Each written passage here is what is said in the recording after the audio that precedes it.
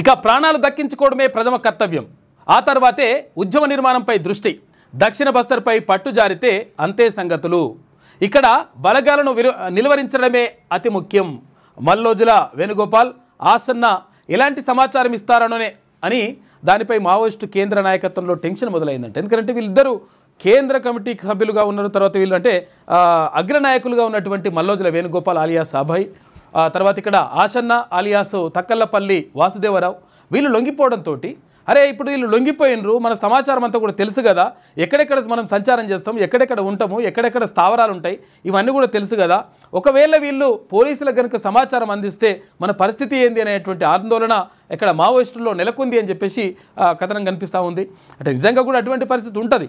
కాకపోతే ఏంటంటే మరి వీళ్ళు మరి వాళ్ళ సమాచారం ఇస్తారా, ఇయ్యకుంటుంటే కరెక్ట్. ఎందుకంటే ఉద్యమానికి ద్రోహం మాత్రం చేయొద్దు. అంటే అట్లా అని చెప్పేసి మనము అంటే వాళ్ళు కూడా జనజీవన స్రవంతిలోకి వచ్చేసి ప్రజాస్వామ్యయుతంగా పోరాటం చేస్తే బాగుంటుందనేటువంటి అభిప్రాయం మాత్రం ప్రజల నుంచి వ్యక్తం అవుతూ ఉంది. కాబట్టి మావోయిస్టులు ఒకసారి ఆలోచించుకోవాలి.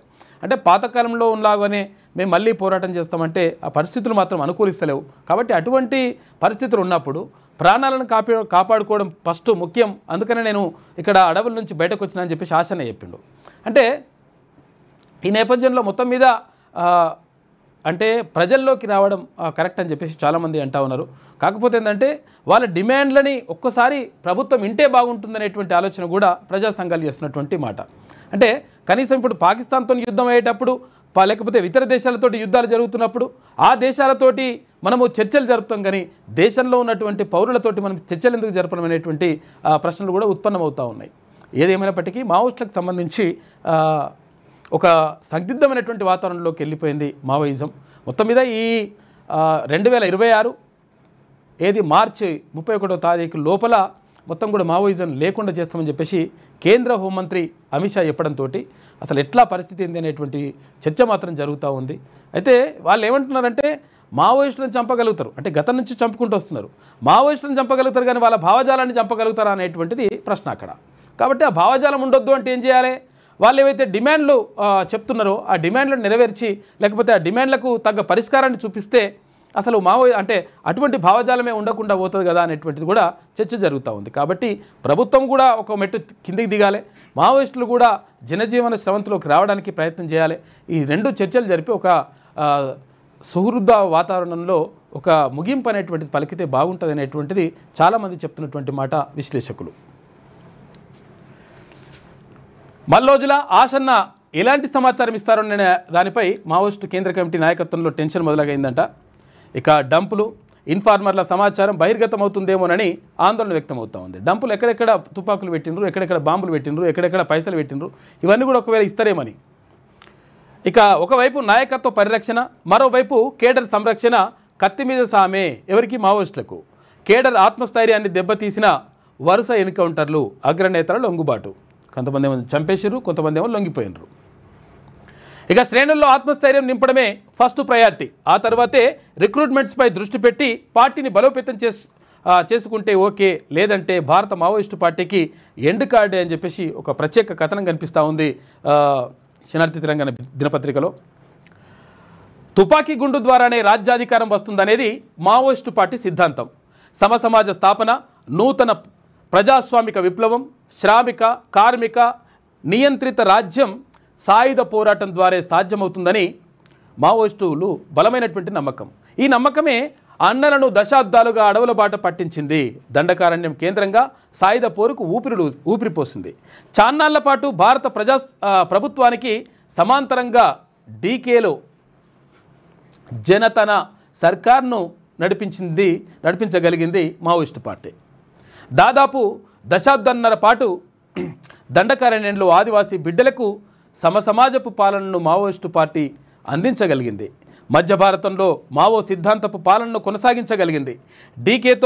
డీకేలో పట్టు ఉన్నటువంటి దేశంలోని ఇతర ప్రాంతాల్లోకి విస్తరించేందుకు ప్రణాళికలు రచించుకుంది. అయితే అంతటి వైభవోపేతాన్ని చవిచూసిన పార్టీ మావోయిస్టు కీలక నాయకులు ఇప్పుడు ప్రాణాలు దక్కించుకుంటే చాలనే పరిస్థితికి వచ్చేశారు. ఏ పుట్టకాడో చెట్టుకాడో వాగుకాడో వంక దగ్గరో ఎక్కడ భద్రతా బలగాలు ఎన్కౌంటర్లో చనిపోతారనేటువంటి భయాందోళన వ్యక్తమవుతుంది అని చెప్పేసి ఒక ప్రత్యేక కథనం కనిపిస్తూ ఉంది. ఆ పార్టీ కేడర్ బిక్కుబిక్కుమంటూ గడపాల్సిన సిచ్యువేషన్ ఏర్పడింది. 2018కి ముందు మధ్య భారతంలో మావోయిస్టు పార్టీ చాలా బలంగా ఉండేది. దాదాపు 100 జిల్లాల్లో ఆ పార్టీ ప్రభావం గణనీయంగా కనిపించేది. ఛత్తీస్గఢ్, మహారాష్ట్ర, గచ్చిరోలి, తర్వాత చంద్లాపూర్, గోందియా, ఆంధ్ర, ఒడిశా సరిహద్దు ప్రాంతాలు, జార్ఖండ్, పశ్చిమ బెంగాల్, బీహార్ బోర్డర్లో పార్టీ ప్రభావం ఉండేది. కానీ అప్పటి పరిస్థితులు ఇప్పటి పరిస్థితులు మాత్రం ఎంత మాత్రం లేవు. అయితే మావోయిస్టులకు అత్యంత పట్టున్న ఇతర బస్తర్, మాడ్ ప్రాంతాలు ఇప్పుడు భద్రతా బలగాల ఆధీనంలోకి వచ్చేశాయి. ఆంధ్ర, ఒడిశా ఏరియాలోనూ బలగాలకు గ్రిప్ వచ్చేసింది. ఇక మహారాష్ట్రలోని 3 జిల్లాల్లోనూ మావోయిస్టు పార్టీ దారుణంగా దెబ్బతింది. ఒకప్పుడు బలంగా ఉన్న జార్ఖండ్లోనూ ఆ పార్టీ దారుణ పతనావస్థకు చేరుకుంది. అత్యంత గ్రిప్ ఉండేటువంటి మాడ్ పైన పార్టీకి గ్రిప్ తప్పింది. ఇక్కడ బలగాలు పెద్ద ఎత్తున బేస్ క్యాంపులు వేసుకొని తిష్టవేయడం పార్టీకి ఇబ్బందికరంగా మారింది. అయితే దీనికి ఆ పార్టీ కీలక నాయకుల వరుస ఎన్కౌంటర్లు, లొంగుబాట్లు కోలుకోని దెబ్బతీశాయి. అయితే కేంద్ర కమిటీ సభ్యులు మొడం బాలకృష్ణ, చలపతి, సుధాకర్, పార్టీ ప్రధాన కార్యదర్శి నంబాల కేశవరావు, కట్టా రామచంద్రారెడ్డి, కడారి సత్యనారాయణ వంటి కీలక నాయకులు బలగాల చేతుల్లో ఎన్కౌంటర్ కావడం కేడర్ ఆత్మస్థైర్యాన్ని దెబ్బతీసింది.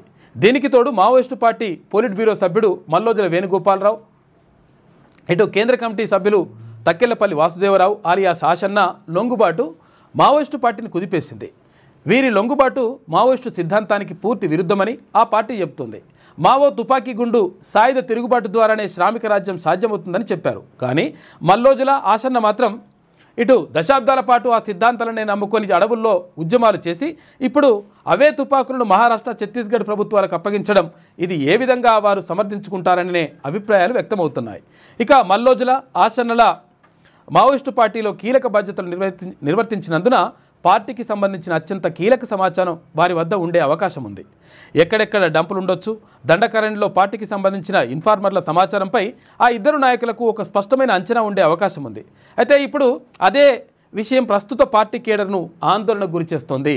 పార్టీ నాయకత్వం దాచిపెట్టిన ఆయుధాల డంపులు గురించి సమాచారం ఏమైనా ఈ ఇద్దరు నాయకులు కేంద్ర రాష్ట్ర ప్రభుత్వాలకు తెలియజేస్తారా అనే అనుమానాలు కూడా మావోయిస్టు పార్టీ అగ్రనాయకత్వాన్ని వెంటాడుతున్నట్టు ప్రచారం జరుగుతుంది. అదే జరిగితే ఇప్పుడు పరిస్థితుల్లో బలీయంగా ఉన్న బలగాలతో మావోయిస్టుల పోరాటం కష్టమనే ఒపీనియన్స్ వ్యక్తమవుతున్నాయి. అయితే దీంతో పాటు మావోయిస్టు పార్టీకి మొదటి నుంచి ఇన్ఫార్మర్ల వ్యవస్థే ఆయువు పట్టు. మల్లోజుల పొలిట్ బ్యూరో స్థాయి నాయకుడు అయినందున పార్టీకి సంబంధించిన ఇన్ఫార్మర్ల వ్యవస్థ గురించి మంచి అవగాహన ఉండే ఛాన్స్ ఉంది. ప్రస్తుతం మల్లోజుల సరెండర్ అయినందున ఆయన బలగాలకు దండకారణ్యంలోని మావోయిస్టు పార్టీకి సంబంధించిన వేగుల సమాచారాన్ని ఎక్కడ బలగాలకు చేరేస్తారోననే భయం కూడా పార్టీ నాయకత్వాన్ని వెంటాడుతున్నట్టు తెలుస్తుంది. ఇక ప్రస్తుతం కీలక నాయకులు మొత్తం దక్షిణ బస్తర్లోనే తలదాచుకుంటున్నట్లు సమాచారం. ఇక్కడ ఆ పార్టీకి యొక్క ఇన్ఫార్మర్ల వ్యవస్థ, అక్కడి కేడర్ నేతల మూమెంట్స్, వారి కదలికలకు సంబంధించిన కీలక సమాచారం కనుక బలగాలకు చేరితే దక్షిణ బస్తర్ కూడా త్వరలోనే బలగాల ఆధీనంలోకి వచ్చే అవకాశాలే ఎక్కువగా ఉన్నాయి. అందుకే ఇప్పుడున్న పరిస్థితుల్లో మావోయిస్టు పార్టీ కేంద్ర నాయకత్వం తమ ప్రాణాలను కాపాడుకోవడానికి ఫస్ట్ ప్రయారిటీ ఇస్తున్నట్లు అర్థమవుతుంది. ఆ తర్వాత పరిస్థితులు చక్కబడితే మళ్లీ ఉద్యమాన్ని నిర్మించుకోవచ్చని భావిస్తోంది. అందుకే ఆ దిశగానే ఆ పార్టీ అగ్రనాయకత్వం అత్యంత జాగరూకతతో వ్యవహరిస్తున్నట్లుగా సమాచారం. ఇందులో ఏమాత్రం తేడా వచ్చినా భారత మావోయిస్టు పార్టీకి ఎండ్ కార్డు పడడం ఖాయంగా కనిపిస్తుంది అని చెప్పేసి ఒక ప్రత్యేక కథనం కనిపిస్తూ ఉంది శనార్థి తెలంగాణ దినపత్రికలో. మొత్తం మీద ఇక్కడ మావోయిస్టులకు సంబంధించి గడ్డు పరిస్థితులు కనిపిస్తూ ఉన్నాయి. ఎందుకంటే ఇక్కడ మావోయిస్టు పార్టీలో ఉన్నటువంటి ఎవరైతే నక్సల్స్ అగ్రనేతలు ఉన్నారో అగ్రనేతలు చాలామంది కూడా ఎన్కౌంటర్లో చనిపోవడంతో పాటు అగ్రనేతలు కొంతమంది లొంగిపోయినరు. ఈ లొంగిపోయిన వాళ్ళు, చనిపోయిన వాళ్ళతో మొత్తం కూడా పార్టీకి భారీ దెబ్బ తగిలింది. ఈ నేపథ్యంలో మరి ఇప్పుడు ఇక్కడ లొంగిపోయిన వాళ్ళు అడవులో ఉన్నటువంటి మావోయిస్టుల యొక్క సమాచారం ఏమైనా తెలియజేస్తారేమో, కేంద్ర రాష్ట్ర ప్రభుత్వాల బలగాలకు తెలియజేస్తారేమో. ఒకవేళ వాళ్ళు చెప్తే కనుక అక్కడ లోపల ఉన్నటువంటి డంపులు కానీ, అంటే అడవుల్లో ఉన్నటువంటి డంపులు కానీ, తర్వాత అడవుల్లో ఉన్నటువంటి స్థావరాలు కానీ ఇక్కడ బలగాలకు తెలిసేటువంటి అవకాశం ఉంటుంది. కేంద్ర బలగాలకు కానీ రాష్ట్ర బలగాలకు కానీ ఈ తెలిసేటువంటి అవకాశం ఉంటుంది. తెలిస్తే ఎట్లా, ఒకవేళ ఆ దాడులు జరిగితే ఎట్లా, వాటిని మనం రక్షించుకోవడం ఎట్లా అనేటువంటి పరిస్థితులు నెలకొన్నట్టుగా కనిపిస్తూ ఉంది. ఏది ఏమైనప్పటికీ అక్కడ ఒకసారి కేంద్ర ప్రభుత్వం ఈ మావోయిస్టులతో చర్చలు జరిపితే బాగుండే అనేటువంటి వాదన మాత్రం వినిపిస్తూ ఉంది. చర్చలు జరిపితే వాళ్ళు ఏం కోరుతారు? తర్వాత కేంద్ర ప్రభుత్వం ఒప్పుకుంటుందా ఒప్పుకోదా, ఒప్పుకోకపోతే ఏంటి, తర్వాత ఒప్పుకుంటే ఏంటి, అంటే ఒకవేళ నిజంగా అవి న్యాయపరమైనటువంటి డిమాండ్లే ఉంటే ఒప్పుకోవచ్చు కదా అనేటువంటి అభిప్రాయం కూడా వ్యక్తం అవుతూ ఉంది. ఏది ఏమైనప్పటికీ మొత్తం మీద మావోయిస్టులకు గడ్డు పరిస్థితులు మాత్రం కనిపిస్తూ ఉన్నాయి ఇప్పుడున్నటువంటి పరిస్థితుల్లో. మీ వ్యాపారం అభివృద్ధి కావాలని కోరుకుంటున్నారా? అయితే వెంటనే క్యూన్యూస్ని సంప్రదించండి.